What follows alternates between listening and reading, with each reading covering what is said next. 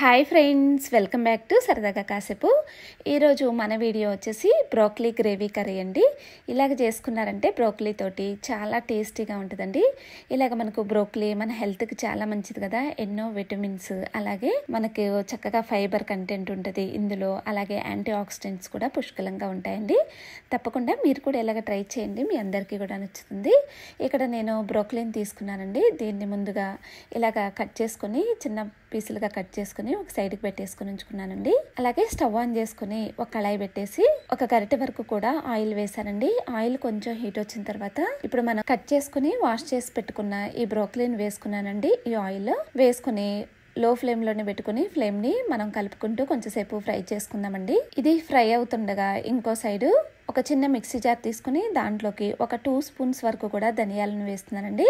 అలాగే 1 స్పూన్ వరకు కూడా జీరా, అలాగే చిన్నగా కట్ చేసి పెట్టుకున్న అల్లం ముక్కలు, అలాగే ఒక 5-6 వరకు కూడా వెల్లుల్లి, వీటితో పాటు ఒక 4-5 వరకు కూడా ఎండుమిర్చిని వేసుకుని మనం ఒకసారి ఇలాగ మొత్తం కూడా గ్రైండ్ చేసుకోవాలండి. ఇలాగ గ్రైండ్ చేసుకున్న తర్వాత మరి కొంచెం లైట్గా వాటర్ యాడ్ చేసుకుని మరొకసారి గ్రైండ్ చేసుకుని ఒక సైడ్కి పెట్టేసుకుని ఉంచుకోవాలండి. అలాగే ఇంకో సైడు మనకి ఇక్కడ బ్రోకలీ ఫ్రై అయిందా లేదా చూసుకుందాము. ఇక్కడ మనకు బ్రోకలీ ఫ్రై అయిపోయిందండి. ఇప్పుడు దీన్ని తీసుకుని మనం ఒక ప్లేట్లోకి పెట్టుకుని సైడ్కి పెట్టేసుకుని ఉంచుకుందాము. ఇప్పుడు అదే కళాయిలోకి మరొక 1.5 గరిటె వరకు కూడా ఆయిల్ వేసుకుని, ఆయిల్ కొంచెం హీట్ వచ్చిన తర్వాత దీంట్లోకి ఎలాచి అలాగే దాల్చిన చెక్కను వేసుకున్నానండి. అలాగే దీంతో పాటు ఆనియన్ ముక్కలు వేసుకున్నాను. వేసుకుని దీంతో పాటు ఒక ఆలూని కూడా తీసుకున్నానండి. దాన్ని మీడియం సైజ్ ముక్కలుగా కట్ చేసుకున్నాను. ఇక అవి కూడా వేసుకుని ఫ్లేమ్ ని లో ఫ్లేమ్ లోనే ఉంచుకొని కలుపుకుంటూ ఫ్రై చేసుకుందామండి. ఇక్కడ చూస్తున్నారు కదా, ఇలాగా ఫ్రై అయిపోయిన తర్వాత ఇప్పుడు దీంట్లోకి మనం ఇప్పుడు గ్రైండ్ చేసుకుని పెట్టుకున్నాం కదా, ఇక ఈ మసాలా పేస్ట్ని వేసుకుందామండి.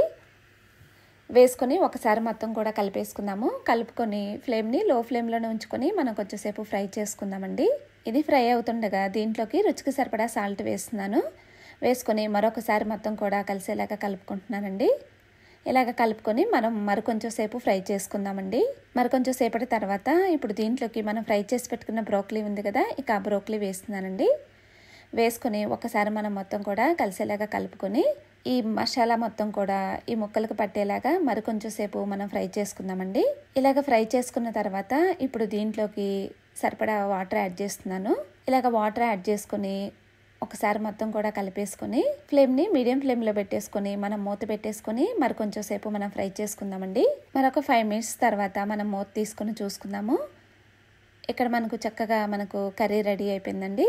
ఇప్పుడు ఒకసారి కలిపేసుకుని ఫైనల్గా దీంట్లోకి కట్ వేసుకొని ఒకసారి మనం మొత్తం కూడా కలిపేసుకొని జస్ట్ కొంచెంసేపు అలాగ ఉంచేసి ఇక స్టవ్ ఆపేసుకోవటమేనండి. ఇక్కడ నేను కారం అయితే ఏమీ యూజ్ చేయలేదండి. ఆల్రెడీ నేను ఎండుమిర్చిని యూజ్ చేశాను కదా, అందుకోసం అనేసి ఇక అంతేనండి. స్టవ్ ఆపేసుకొని వేడివేడిగా ఒక బౌల్లోకి సర్వ్ చేసుకుని తీసుకున్నాం అనుకోండి, ఎంతో టేస్టీగా ఎమ్మీగా ఉండే మన బ్రోకలీ కర్రీ రెడీ అయిపోయిందండి. బ్రోకలీ గ్రేవీ కర్రీ ఇలాగ చేసుకుంటే చాలా టేస్టీగా ఉంటుందండి. బ్రోకలీ తినని వారికి కూడా ఇలా చేసి పెట్టండి, ఇష్టంగా తింటారు. ఇలాగ ఇక్కడ మనం ఇలాగ మసాలా కూడా యాడ్ చేసాం కదా, మరింత టేస్టీగా ఉంటుందండి. తప్పకుండా మీరు కూడా ఇలాగ ట్రై చేయండి, మీ అందరికీ కూడా నచ్చుతుంది. ట్రై చేసి మీకు ఎలా వచ్చింది అనేది కామెంట్ చేయడం మాత్రం మర్చిపోమాకండి.